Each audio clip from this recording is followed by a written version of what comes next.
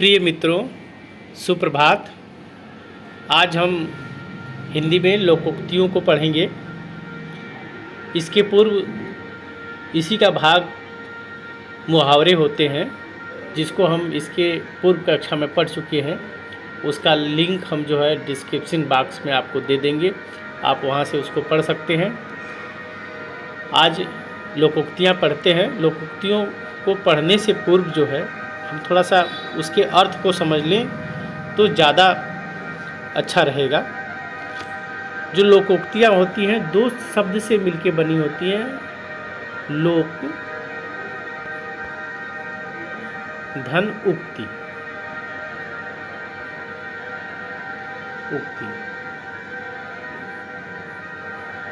इससे मिलके बनता है लोकोक्ति।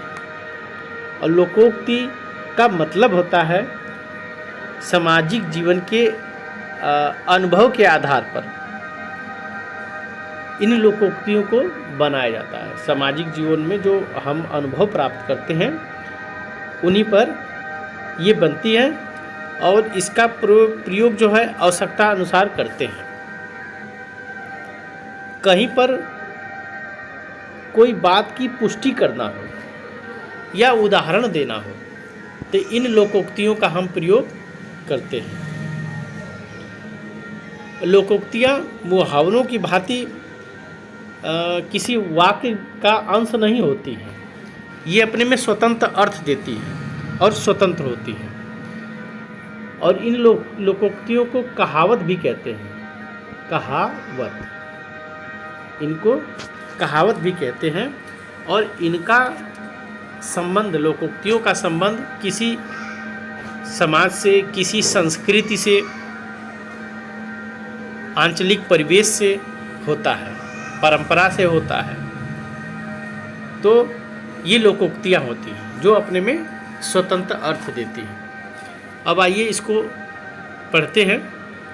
यहाँ जो लोकोक्तियों को हम बताएंगे, कुछ महत्वपूर्ण लोकोक्तियाँ हैं और एग्ज़ाम की दृष्टि से इसको महत्वपूर्ण समझ रहे हैं हम, और इसलिए समझ रहे हैं कि इसमें से आशा करते हैं कि आपके एग्ज़ाम में फंस जाएंगे।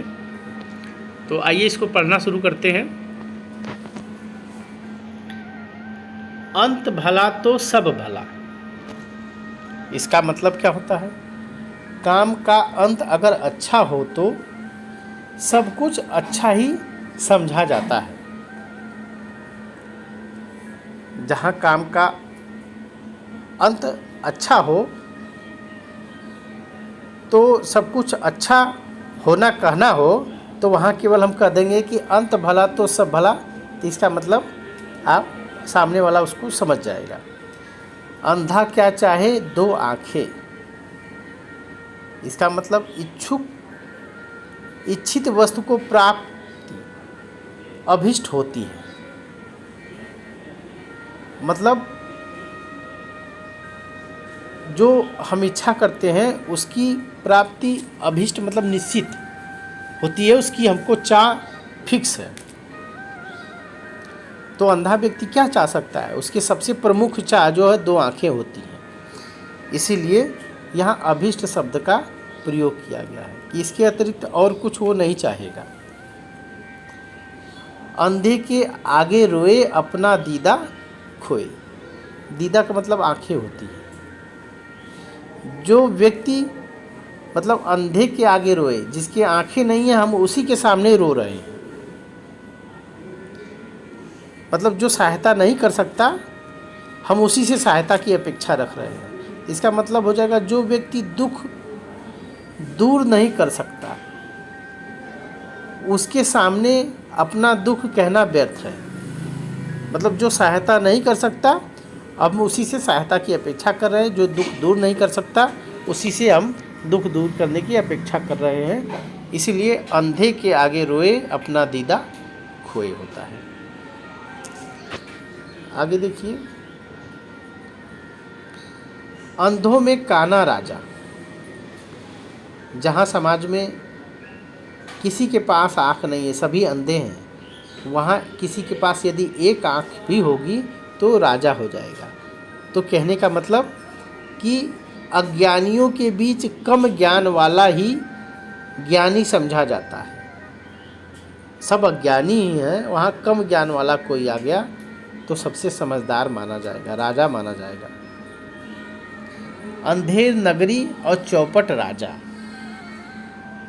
मतलब अन्याय का बोलबाला। जहाँ चौपट मतलब खराब राजा होगा, वहाँ की नगरी क्या अंधेर होगी, मतलब अन्याय। अंधेर का मतलब अंधेर अन्याय का प्रतीक है, तो अन्याय का वहाँ बोलबाला होगा। आगे देखिए, मुहावरा, अरे लोकोक्तियाँ, सारी लोकोक्ति जो होती है एक तरह जैसे लयात्मक कहावत के रूप में ऐसा लगेगा कि हो रहा है। आप पढ़ेंगे तो आपको पता लग जाएगा कि कौन अर्थ मुहावरा है, कौन लोकोक्तियाँ हैं। जैसे अकेला चना भाड़ नहीं फोड़ सकता। चना जब भाड़ में मतलब जहाँ दाना भूजा जाता है, वहाँ अकेला चना नहीं डाला जाता, कई चने एक साथ डाले जाते हैं तो वो आपस में फूटते हैं। तो उसी को कहा गया, कोई बड़ा काम अकेले नहीं किया जा सकता, सामूहिक रूप से ही किया जा सकता है, अकेले कोई व्यक्ति कोई काम नहीं कर सकता। अधजल गगरी छलकत जाए का मतलब गगरी मतलब घड़ा। घड़ा यदि आधा भरा हो तो उसको लेके जब सर पे चलते हैं तो छलकता जाता है, उसका पानी हिलता है। अब गगरी जब भरी रहती है, घड़ा भरा रहता है तो छलकता नहीं है। तो उसी को कहा जाता है कि अल्प ज्ञान वाला बहुत बढ़ चढ़कर बोलता है। अल्प ज्ञान मतलब जिसके पास कम ज्ञान है वो बहुत बोलता है, और जिसके पास पूरा ज्ञान है तो वो शांत व्यक्ति बैठा रहता है। और उसी प्रकार बैठा रहता है जैसे भरी गगरी हो और स्थिर उसका पानी रहता है, और आधी गगरी हो भरा पानी तो वो व्यक्ति हमेशा छलकता रहता है। उसी तरह अज्ञानी व्यक्ति हमेशा बढ़ चढ़ के बोलता रहता है।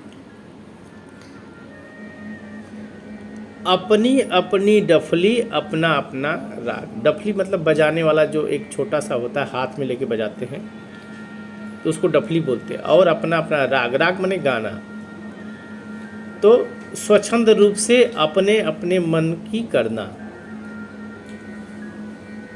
अपने एक साथ नहीं, अपने अपने मन की स्वतंत्र रूप से करना। तो अपनी अपनी डफली अपना अपना राग, एक साथ सारे लोग अपनी डफली अपना राग अपना गाना गाने लगे तो किसी को सुनाई नहीं देता, सब अपने अपने में मगन रहते हैं। इसलिए स्वच्छंद रूप से अपने मन की करने को कहते हैं अपनी अपनी डफली अपना अपना राग। आँख का अंधा गांठ का पूरा। गांठ मतलब गठीला है, धनी व्यक्ति है। तो अंधा का मतलब मूर्ख। मूर्ख है लेकिन वो धनी है। मूर्ख परंतु धनी जो व्यक्ति हो उसको आँख का अंधा गांठ का पूरा कहते हैं। अब पछताए क्या होता है जब चिड़िया चुग गई खेत। इसको ऐसे भी कहते हैं, अब पछताए क्या हो जब चिड़िया चुग गई खेत। मतलब अवसर बीत जाने पर पछताना व्यर्थ है, कोई मतलब नहीं है। अवसर के पहले जो है कार्य करना चाहिए, अवसर बीत जाता है तो उसका कोई मतलब नहीं निकलता है।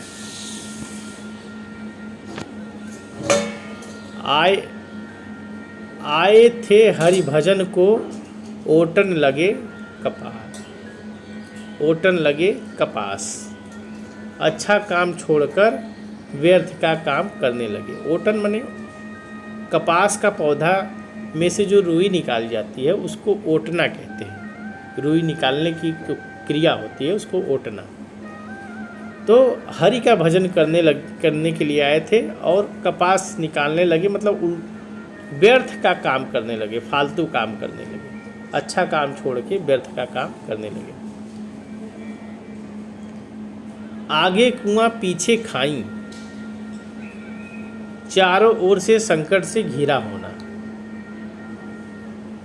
आम के आम गुठलियों के दाम। एक काम से दो लाभ, एक काम से जहाँ दो लाभ होते हों वहाँ कहा जाएगा आम से आम गुठलियों के दाम। आसमान से गिरा खजूर पर अटका, एक बाधा से बचते बचते दूसरी बाधा में पड़ गए। मतलब एक से बचे और दूसरे मुसीबत में फंस जाना, उसी को कहते हैं आसमान से गिरा खजूर पर अटका। उल्टा चोर कोतवाल को डांटे, उल्टा चोर कोतवाल को डांटे का मतलब दोषी निर्दोष को ही दोषी ठहराता है। जो दोषी व्यक्ति है वो दूसरे पर ही इल्ज़ाम लगाना शुरू कर देता है, उसी को कहते हैं दोषी निर्दोष को ही दोषी ठहराने लगे। उल्टा चोर कोतवाल को डांटे। ऊंची दुकान फीके पकवान, मतलब नाम ऊंचा है, नाम बहुत बड़ा है लेकिन काम उसका छोटा है, उसी को कहते हैं कि ऊंची दुकान फीके पकवान। एक और एक 11 होना, मतलब एकता में ही बल है, एक साथ मजबूती, एक 11 होना। एक अनार 100 बीमार, चीज़ छोटी चीज़ थोड़ी, सारी चीज़ थोड़ी और चाहने वाले बहुत अधिक हो, उसको पाने की इच्छा रखने वाले बहुत अधिक लोग हों, तो उसको कहते हैं एक अनार 100 बीमार। एक तो करेला दूजे नीम चढ़ा, करेला तो कड़वा होता है, ठीक, और नीम भी कड़वी होती है, तो एक तो खुद कड़वा है और दूसरा नीम पर भी चढ़ गया तो और कड़वा हो गया। तो स्वयं बुरा और संगत भी बुरी हो का मतलब कि स्वयं तो बुरा है और बुरे लोगों की संगत भी पकड़ लिया, तो वहाँ कहेंगे एक तो करेला दूजे नीम चढ़ा। एक मछली सारे तालाब को गंदा करती है, मतलब एक दुष्ट सारे समूह को कलंकित कर देता है। एक दुष्ट व्यक्ति हो और सारे समूह को कलंकित कर दे तो कहते हैं कि एक मछली सारे तालाब को गंदा कर देती है। एक म्यान में 2 तलवार, मतलब एक स्थान पर सबल प्रतिद्वंदी, सबल प्रतिद्वंदी, दोनों प्रतिद्वंदी बराबर हैं, और एक म्यान में 2 तलवार, मतलब एक म्यान में 2 तलवार नहीं रह सकती। उसी प्रकार एक स्थान पे 2 प्रतिद्वंदी नहीं हो सकते, 2 बराबर समर्थशाली शक्तिशाली व्यक्ति एक स्थान पर नहीं रह सकते, क्योंकि वे अपना वर्चस्व स्थापित करना चाहते हैं। एक ही थाली के चट्टे बट्टे, मतलब किसी बुरे कार्य में लगे हुए व्यक्ति का एक साथ होना, बुरा कार्य कर रहा है और उसके साथ कई लोग लगे हों तो एक ही थाली के चट्टे बट्टे हैं, उन व्यक्तियों को कहा जा सकता है। अब आगे देखिए,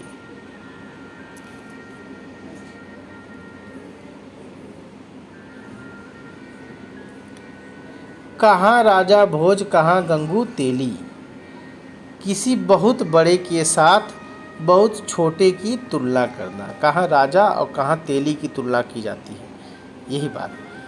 खरबूजे को देखकर खरबूजा रंग बदलता है, मतलब दूसरे के कार्य को देखकर उसका अनुकरण करने वाला, जो दूसरे को देखकर कार्य करता है उसको कहा जा सकता है खरबूजे को देखकर खरबूजा रंग बदल रहा है। खिसियानी बिल्ली खम्हा नोचे, मतलब लज्जित या पराजित होने पर अनावश्यक क्रोध प्रदर्शन करना।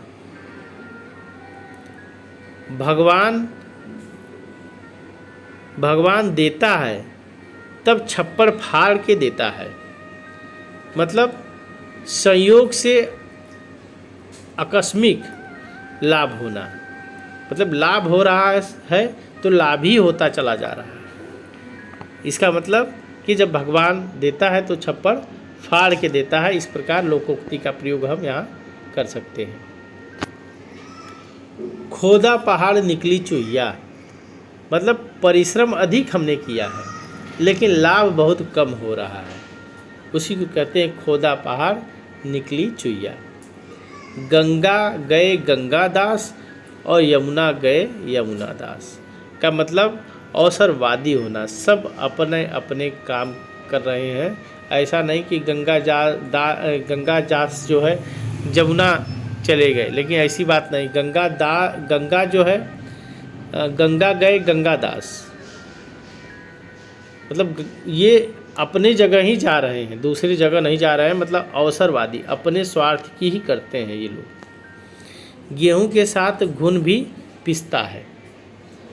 दोषी के साथ देने पर निर्दोष को भी हानि होती है।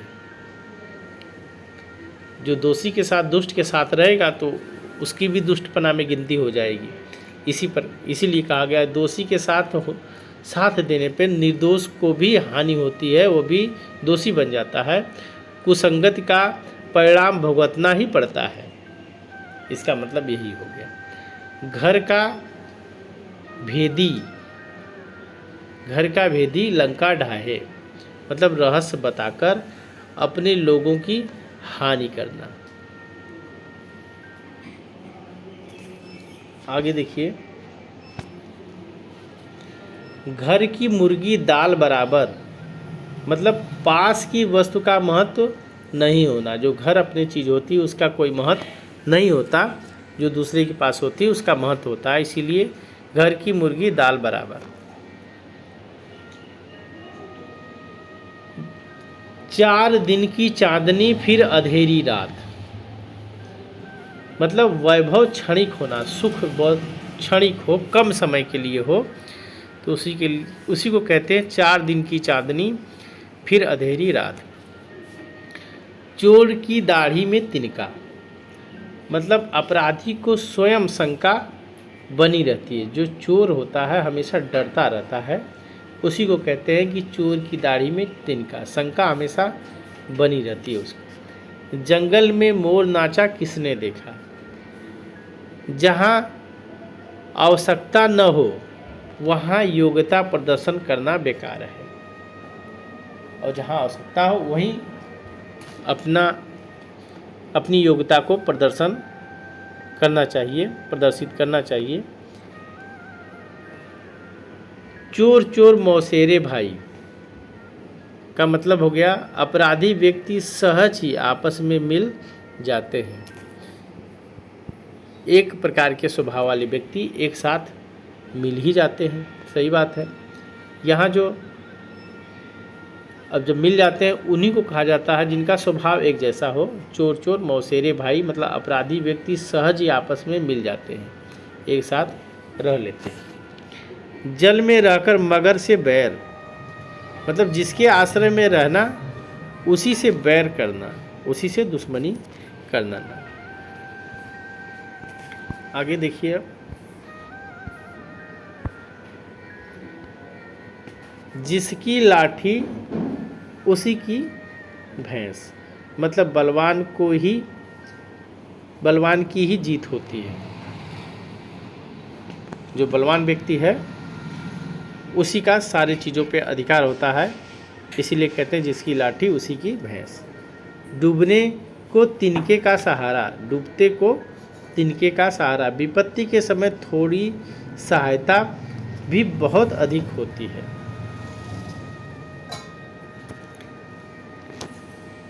घोघा चना बाजे घना, घोघा चना बाजे घना, मतलब ज्ञान कम लेकिन दिखावा बहुत अधिक। घोघा चना मतलब जिस चने में बहुत कम बीज होता है, चना होता है, वो जो है बचता बहुत अधिक है। तो उसी प्रकार ज्ञान जब कम होता है तो व्यक्ति दिखावा बहुत अधिक करता है। दूध का जला छाछ फूंक फूंक कर पीता है। कहने का मतलब एक बार धोखा खाने पर मनुष्य आवश्यकता से अधिक सचेत हो जाता है। जिसका मुंह गर्म दूध से जल जाता है तो छाछ, मंठी की जो छाछ होती है उसको भी डर के वो पीता है फूंक फूंक के। दूध का दूध, पानी का पानी, मतलब निष्पक्ष न्याय करना, सच झूठ का स्पष्ट हो जाना, सही सही निर्णय करने की जिसके पास क्षमता हो उसको कहा जाता है कि वो दूध का दूध और पानी का पानी कर सकता है।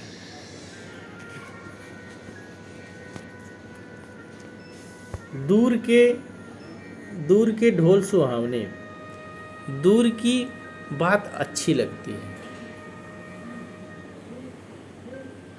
देखे ऊंट किस करवट बैठता है, देखे ऊंट किस करवट बैठता है, देखे भविष्य में क्या होता है,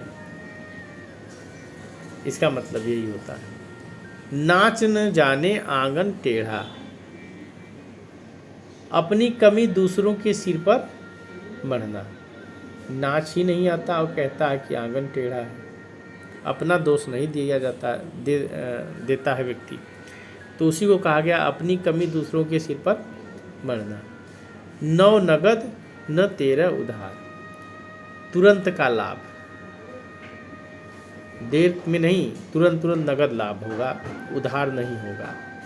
बाद में संभावित अधिक लाभ से अच्छा रहता है, बाद के लाभ से तुरंत का लाभ ज़्यादा अच्छा होता है, उसी को कह सकते हैं नौ नगद न तेरह उधार। हमको नौ नगद ही दे दीजिए, कल देंगे या कब देंगे, वो 13 देंगे वो ठीक नहीं है, 9 ही दे दीजिए वो अच्छी बात है। पांचों उंगलियां बराबर नहीं होती, सभी लोग एक समान नहीं होते, इसका मतलब बंदर क्या जाने अदरक का स्वाद, अयोग्य व्यक्ति गुण की सही पहचान नहीं कर सकता। मुंह में राम बगल में छुरी, ऊपर से मित्रता करना लेकिन पीठ पीछे धोखा देना।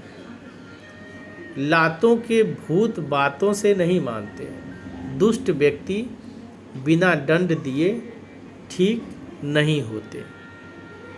रस्सी जल गई ऐठन न गई, सब कुछ खो जाने पर भी झूठी शान में रहना, झूठी शान में रहना। सांच को आँच नहीं, सच्चे आदमी को आँच का मतलब होता है भय, भय नहीं रहता, सच्चा व्यक्ति जो है उसको भय नहीं रहता है, यही कहा गया है। अब आगे देखिए, सिर मुड़ाते ओले पड़े, मतलब कार्य आरंभ करते ही मुसीबत आ गई, कार्य शुरू नहीं किया और मुसीबत आ गई, मतलब सर मुड़ा दिया और तुरंत फिर ओले पड़ गए, मुसीबत आ गई। सांप भी मरे और लाठी भी न टूटे, काम भी बन जाए और कोई हानि भी न हो। हाथी के दांत खाने के और दिखाने के और, का मतलब कहना कुछ और है और करना कुछ और है। होनहार वीरवान के होत चीकने पात, पात माने पैर, जो होनहार होता है उसके पैर चिकने होते, चिकने का मतलब स्वतः ही आगे चलने का प्रयास नहीं करना पड़ता, वो फिसलते हुए आगे भागता जाता है। और आगे भागने का मतलब होता है कि विकास करना। प्रतिभाशाली व्यक्तियों के लक्षण बचपन से ही प्रकट होने लगते हैं, मतलब शुरू से ही उसके लक्षण दिखने लगते हैं, क्योंकि उनका पैर सोच सकते हैं जिसका चिकना होगा विकास ऑटोमेटिक करेगा। चिकना शब्द मतलब विकास से, आगे बढ़ने से, बचपन में ही उसके लक्षण उसको दिखने लगते हैं कि ये प्रतिभाशाली व्यक्ति होगा, विकास करेगा आगे। कुछ मुहावरे और लोकोक्तियों को हम सेलेक्ट करके लिखकर आपको दिखा रहे हैं। ये थोड़ा टिपिकल भी हैं और महत्वपूर्ण भी हैं, और आम बोलचाल की भाषाओं में इनका प्रयोग भी होता है। जैसे देखिए, मिट्टी का माधो, मिट्टी का माधो ये मुहावरा है जिसका मतलब होता है मूर्ख। बछिया का ताऊ, बछिया का ताऊ का मतलब मूर्ख होना। तारे गिनना, व्यग्रता से प्रतीक्षा करना। व्यग्रता मतलब बेसब्री से, प्रतीक्षा मतलब इंतजार करना। बिन मांगे मोती मिले, मांगे मिले न भीख। ये जो है आपका लोकोक्ति है आपकी। और लोकोक्ति का देखिए, मांगना अच्छा नहीं है। इसका मतलब कि मांगना ठीक नहीं है। जो व्यक्ति मांगता है उसको ये समझाया गया है करके कि बिन मांगे मोती मिले, मांगे मिले न भीख। फिर अगला देखिए, दुविधा में दोनों गए, माया मिली न राम। मतलब अनिश्चय की स्थिति है, दुविधा में पड़ गए हम और दोनों नहीं मिली, न राम मिली न माया मिली। एक तंदुरुस्ती हजार नियामत का मतलब होता है कि स्वास्थ्य बहुत बड़ी चीज़ है। शरीर का स्वास्थ्य जो है बहुत बड़ी चीज़ है। चोर की दाढ़ी में तिनका, ये तो पीछे भी पढ़े हैं हम। अपराधी व्यक्ति हमेशा सशंकित रहता है, शंका में रहता है। जैसे नागनाथ वैसे सांपनाथ, एक समान दुष्ट प्रवृत्ति के लोगों का एक साथ रहना। मतलब एक जैसे प्रवृत्ति के लोग एक साथ समान होते हैं। जैसे नागनाथ वैसे सांपनाथ। आगे देखिए, तेली का तेल जले, मसालची का दिल जले। एक खर्च करते देख दूसरा परेशान। मतलब एक को खर्च करते देखकर दूसरा परेशान होता है, तो उसके लिए कहते हैं तेली का तेल जले और मसालची का जो है दिल जले। मुद्दई सुस्त गवाह चुस्त, जिसका काम हो वह सुस्त हो और दूसरा सक्रिय हो। दूसरा व्यक्ति जो है सक्रिय हो, जिसका मेन काम है, जिसको उससे लाभ होने वाला है, वो सुस्त रहे और उसके बदले दूसरा कोई सक्रिय है, तो कहते हैं मुद्दई सुस्त गवाह चुस्त। यह मूंग और मसूर की दाल, यह मूंग और मसूर की दाल, ये मुंह हो गया है, तो यहाँ मूंग होगा। यह मूंग और मसूर की दाल मतलब योग्यता से अधिक प्राप्त करने का इच्छुक। आगे देखिए, वही ढाक के तीन पात, मतलब स्थिति में किसी प्रकार का परिवर्तन नहीं, जैसे पहले था वो उसी प्रकार है। हींग लगे न फिटकरी, रंग भी चोखा होए। बिना खर्च किए अच्छा काम होना, तो उसको कहते हैं हींग लगे न फिटकरी, रंग भी चोखा होए। हाथी के पाँव में सबका पाँव, हाथी का पाँव इतना बड़ा होता है कि उसके पाँव में सभी का पाँव आ सकता है, सभी का पाँव छोटा होता है, तो उसी को कहा गया है बड़े के साथ अनेक छोटे लोगों का काम भी जो है हो जाता है। बड़े के साथ अनेक छोटे लोगों का भी काम हो जाता है, उसी को कहते हैं हाथी के पाँव में सबका पाँव। आशा करते हैं ये मुहावरे और लोकोक्तियाँ आपको समझ में आई होंगी, और अब अगली कक्षा में अगले टॉपिक के साथ मुलाकात होगी। आज के लिए बस इतना ही। धन्यवाद।